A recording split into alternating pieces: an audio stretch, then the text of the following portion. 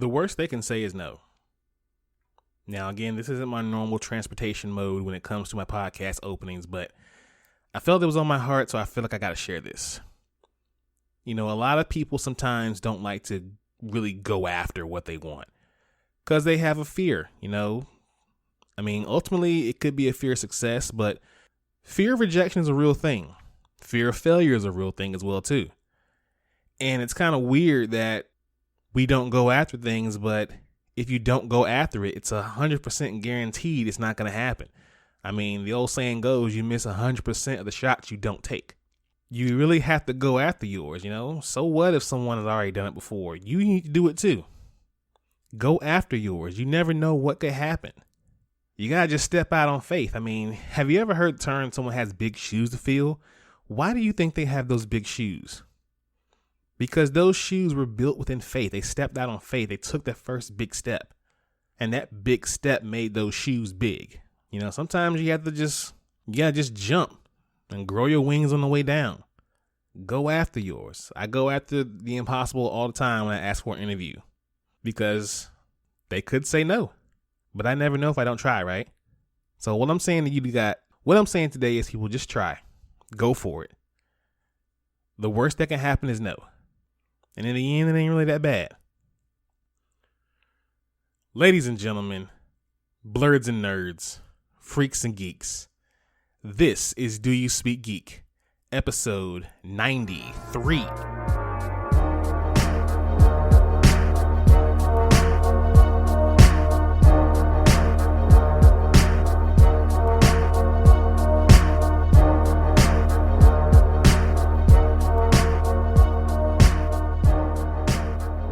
Welcome, ladies and gentlemen, to the podcast, Do You Speak Geek? I am your host, Nix. Thanks to everyone who has been rocking with us thus far and all the new listeners. Welcome to Do You Speak Geek? Thank you all for subscribing. Thank you all for following. This podcast is nothing without y'all. You're probably listening on Spreaker. That's the home team. Shout out to Spreaker. But we are available on all major podcast outlets. So wherever you get your podcasts, search for Do You Speak Geek and give us a follow and subscribe. DoYouSpeakGeek.com, the central hub for everything DYSG. We got it all, people. Blogs, we got the videos, photos, and we got merch. So hit that link up in your browser. Save it as a favorite. We would appreciate that. Follow us on social media. Facebook at DYSGFB, Twitter at DYSG_tweets, and Instagram at Do You Speak Geek. The YouTube channel is the only place where you can find the Dono and Daddy Show. Please be sure to subscribe, like, Hulk, smash that bell for all notifications, and leave your comments. We want to know what you guys think. Please be sure to check out the latest First Friday Fights video where we did the Jedi Order versus the Lantern Corps. And be sure to peep that All In Part 2 fancy booking from me and your boy Dono. Let us know what y'all guys think. Hit that like button and leave a comment or two. We want to know what your thoughts. Let's go ahead and hop into what we do, people. Let's speak geek. Suit up. I want to be the very best. Talk nerdy to me.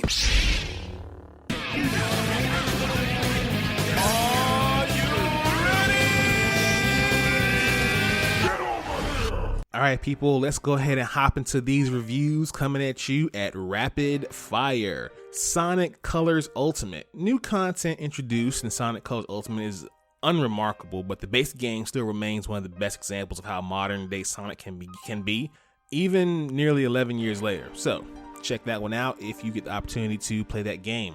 The Samsung Galaxy Z Fold 3. That's a tongue twister. Hard to say that the Samsung Z is anything but an over-engineered technology showcase that creates artificial use. I mean, it's an expensive looking little party trick if you want to show off a phone, but other than that, I mean, it's nothing really special. And I'm an Android and Samsung guy, you know, so if I say that, just take my word for it. Cinderella. Well-intentioned, but Camille Cabello is passable yet ultimately forgettable as Ella, and Nicholas Gazzini's Prince Robert is kind of an unlikable oaf, so to speak. I mean, to me, live action Cinderella kind of peaked in 1997, just ask Brandy. But If you like it, take a look at it. The King's Bounty 2, a fairly strong tactical RPG, and it's dragged down by a kind of a subpar plot and a lot of unnecessary jogging. But yeah, for the most part, it's a fairly decent game. Dune, amazing trailer, gorgeous but imperfect. It's a technical wonder. It spends a lot of time setting up third act that never really comes, but still an amazing film no less. Please check that out when you get an opportunity to. Also in this big news, we have the DC Fandome event, and here are all the details. Now, Fandome was about a year ago, and right now, coming up this October, we have Fandome coming up again. Now, here's everything that we know that's confirmed that's coming to Fandome. Now, as far as movies go, we got an exclusive new trailer coming for The Batman, new content for DC League of Super Pets, a first look at Black Adam, a sneak peek of the Flash film, a behind-the-scenes look at Aquaman The Lost Kingdom, and Shazam Fury of the Gods. As far as television goes, we had exclusive first looks at HBO Max's Peacemaker, DMZ, Aquaman King of Atlantis, and the Batman Caped Crusader. Surprises from new series were returning as HBO Max's favorites Doom Patrol, Titans, Harley Quinn, and Young Justice Phantoms. Can't wait for Young Justice. Oh, I love that cartoon so much. And we look at new seasons of Batwoman, The Flash, Superman and Lois, and Netflix's Sweet Tooth, plus a special farewell tribute to Supergirl, a 100th episode celebration for Legends of Tomorrow, and a first look at Naomi. I cannot wait for that season, but of course I'm an Ava DuVernay stan anyway, so I was gonna like it regardless. Video game reveals, hopefully we have something more, but it looks like we're just getting new content for Gotham Knights and Suicide Squad Kill the Justice League. Honestly, I really do hope we see something else besides what we saw last year, because with these two games, what we saw last year was all we've seen, period. So hopefully we get some more going on there. Now, as far as comics go, we have panels for Batman Fear State, Black Manta, Wonder Woman Nubia and the Amazons, Wonderful Women of the World, and additionally we have the return of Milestone event coming up, another one, can't wait, and the Batman Fortnite one-shot.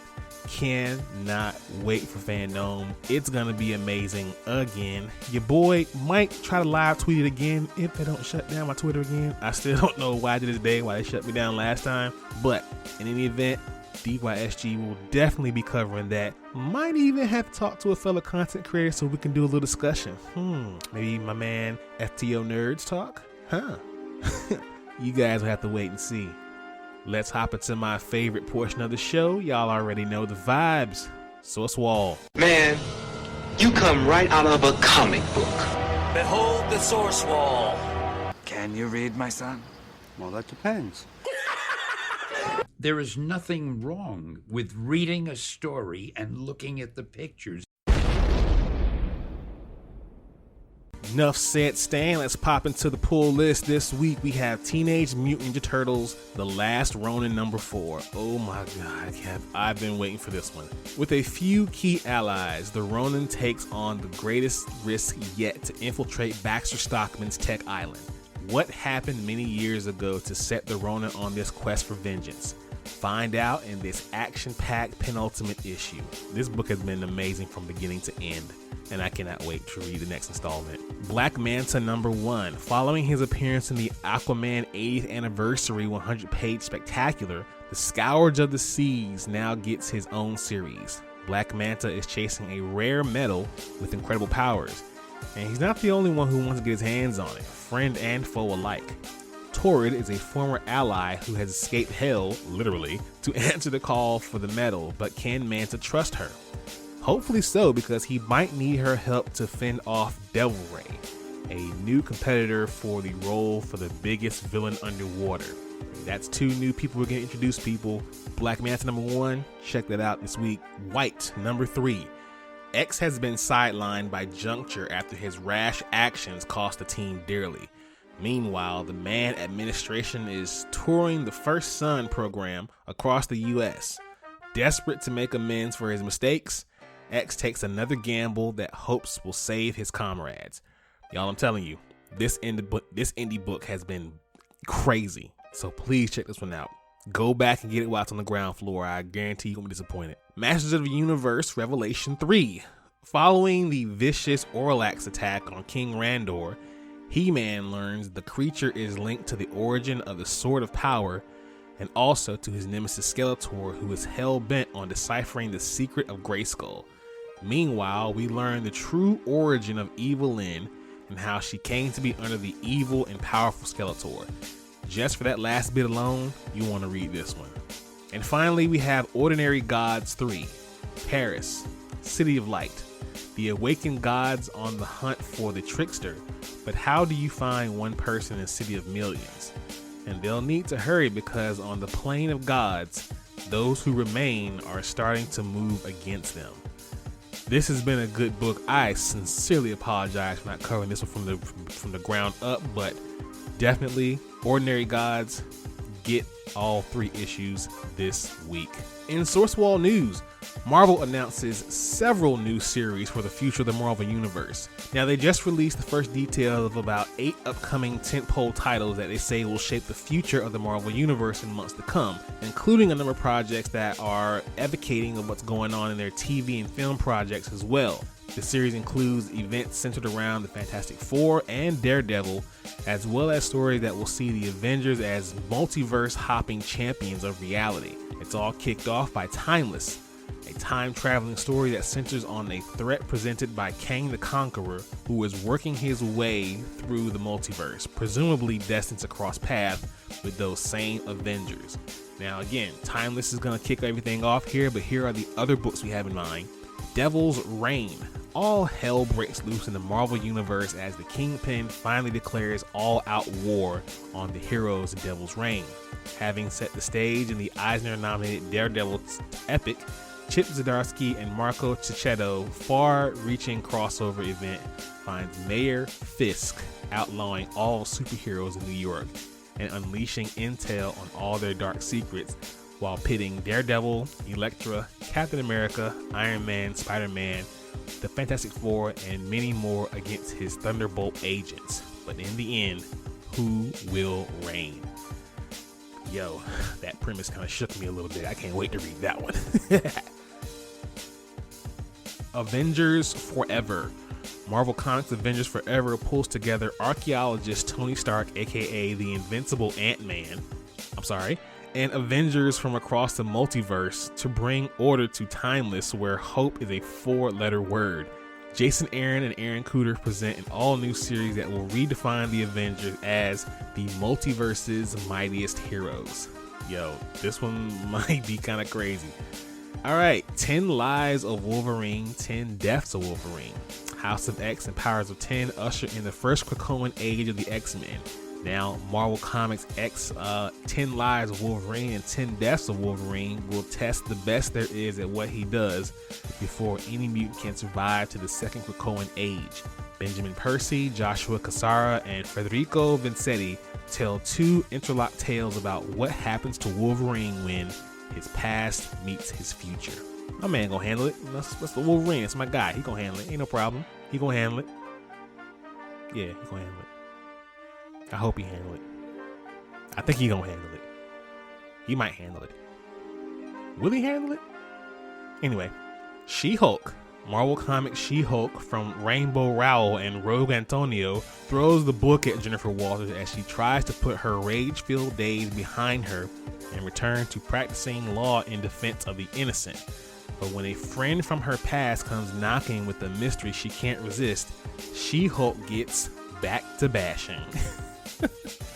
She can't help herself. She's a Hulk, okay? But it should be good though. Fantastic Four Reckoning War. Dan Slott is joined by Carlos Pachero and Rachel Slott for Marvel Comics Fantastic Four Reckoning War, an epic saga over 15 years in the making. The original secret war of the Marvel Universe has been reignited, and every living being in reality is in danger, for we are finally at our day of reckoning.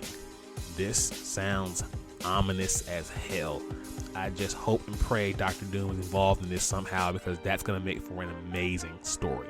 But it's Dr. Doom. He always makes for an amazing story. Moon Girl and Devil Dinosaur. The last book, Lunel Lafayette and her lovable 20-foot dinosaur are back in Marvel Comics' Moon Girl and Devil Dinosaur. But what shape will their partnership take in this exciting new era? Keep your eyes peeled in the upcoming months for more news about the next adventure of the biggest brain in the world that will send dino-sized shockwaves throughout the Marvel Universe.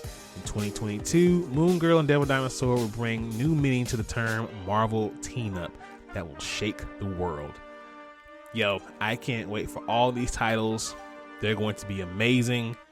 Definitely going to get back into reading some Marvel here. And all those books that I mentioned before, please be sure to pick those up at your local comic book store this Wednesday. Let's watch this. Watch this, y'all. Thunder! Thunder!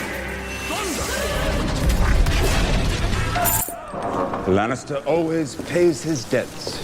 Whoa, dude. I am the villain of the story. All right, peeps. Resident Evil, Welcome to Raccoon City photos reveal first look at Leon, Claire, Jill, and more. So the upcoming Resident Evil movie is set to adapt the original video game series to the screen later this year, and it has finally revealed first look photos with a majority of the cast of their iconic characters.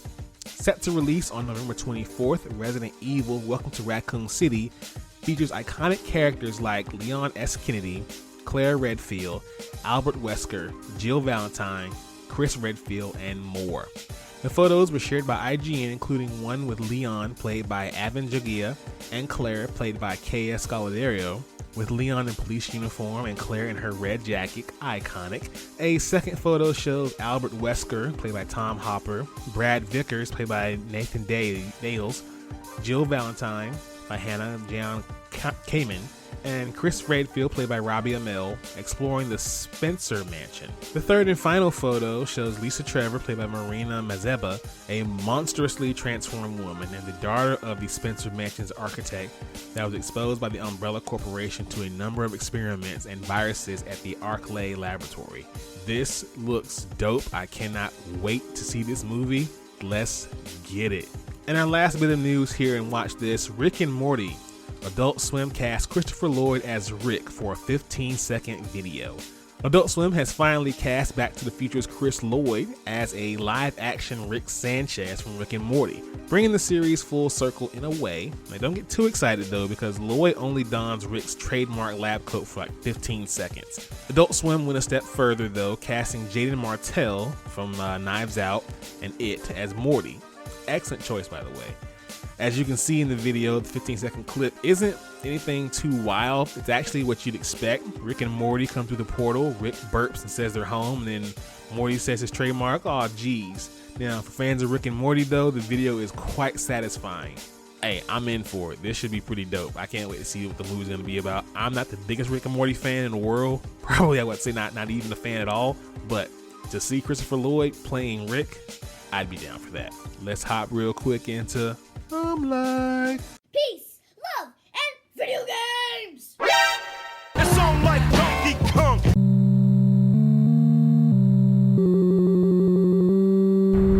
Jackpot. That man is playing Galaga.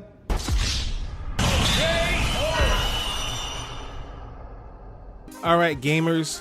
PlayStation is making a major summer showcase. I couldn't say that. A summer showcase. So the Showcase 2021 will be broadcast on September 9th at 1 p.m. Pacific, 4 p.m. Eastern, 9 p.m. UK. The event promises to offer a sneak peek at the future of PS5 with updates from PlayStation Studios and industry-leading devs, and will last around 40 minutes. It will show off games releasing this holiday and beyond. One thing you can count on not being a part of the show is the PlayStation VR 2.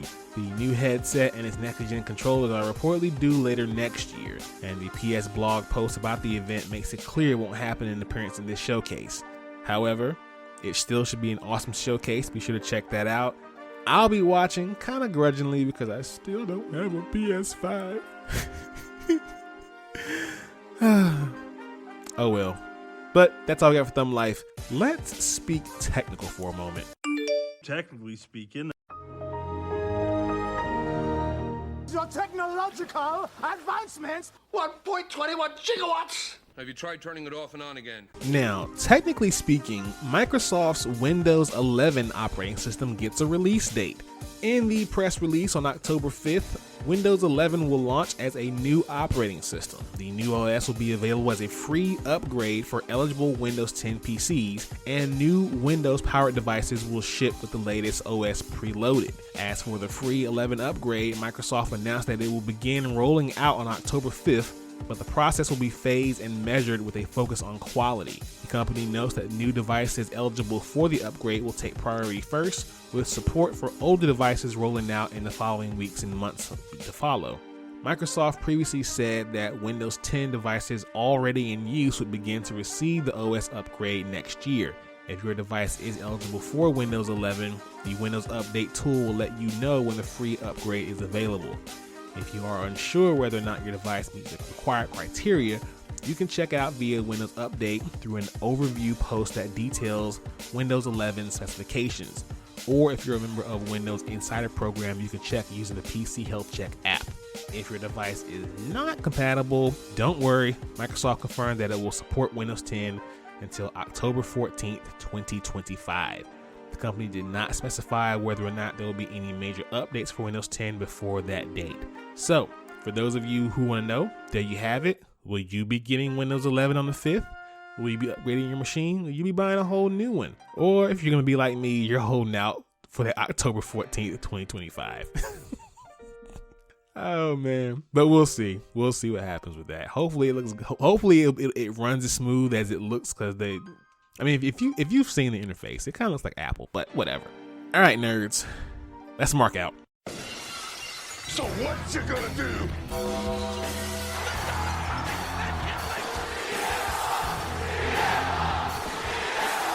Goodbye, and good night. Bang! All right, you wrestling smarks. Unfortunately, this bit of news is just all bad all around, so let's just hop into it, y'all. More WWE releases reportedly coming soon. Now, according to a new report from the Wrestling Observer, Dave Meltzer, more roster cuts are on the way. The Observer's Brian Alvarez dropped a report on Wednesday stating that Vince McMahon and Bruce Pritchard would be producing NXT beginning in mid-September, prompting fans to get the hashtag RIP NXT trending over the fear that the black and yellow brand would now resemble Monday Night Raw and Friday Night SmackDown. Actually, just Raw. SmackDown's okay, Raw sucks. Meltzer disputed that report, saying that the story of Vince and Bruce would be executive producers, as I was told, is not the case, but then again, I don't even know who knows what's right now because everything's in transition. Most of the people in NXT don't know anything, but I was told that the big picture stuff, they're all taking over. The new logo, from what I heard, Kevin Dunn, but that's out from the side. You know, the major stuff is going to be them, but they're not going to be producing every segment of the show, I don't think. That's a quote from Meltzer.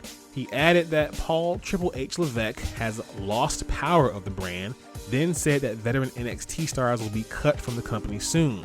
You've heard names on the chopping block, but you don't know it until it happens, but I've definitely heard names. A lot of guys who have been there for a long time, those are the names that have been talked about, said Meltzer. A few names that I think come to mind would be Johnny Gargano. I would imagine also Tommaso Ciampa. You know, these are NXT lifers who have been there for God knows how long. And if you cut them, oh man, it's all bad for WWE right now. It's all bad for WWE right now. All bad. And the last piece of sad news, people. Former WCW and Impact Wrestling star Daphne was dead at 46. Daphne, whose real name was Shannon Spruill, passed away. There was a growing concern for her safety on Wednesday night during an Instagram live session where she appeared to be holding a pistol and threatening self-harm. This prompted fans and wrestlers alike to attempt to contact her and local authorities. Spruill made her debut in '99 in WCW as David Flair's girlfriend and manager, taking inspiration from Juliette Lewis's character in Natural Born Killers and Harley Quinn. She was released by the company in February 2001, a month before WCW shuttered its doors completely and was purchased by WWE. She would wrestle on the independent circle from 2002 to 2013, but returned to national television via TNA Wrestling, now Impact, from 2008 to 2011. She competed in her final match 2011, but would continue to appear in companies like Shine and Ring of Honor up until 2018. We wish her family the best. Hopefully they're dealing with this well, and anyone in the community of wrestling, hopefully you guys taking this as well as you could. You know, it's always sad to see someone at the brink of their own destruction, but all we can do is keep people lifted up, pray for them, and let them know that they matter, their mental health matters, and that we're all here for them. But that is the pod, ladies and gentlemen, so I'm gonna get out of here. Thank you all for listening. Please be sure to listen to this podcast, subscribe to this podcast, like this podcast. Let your boy know what you think about this podcast. Visit the website, doyouspeakgeek.com. Follow us on social media, Facebook, Twitter, and Instagram. Check out the YouTube channel. Be sure to like and subscribe to the videos there. As always, people, live to play to win to live. I speak geek. Do you speak geek?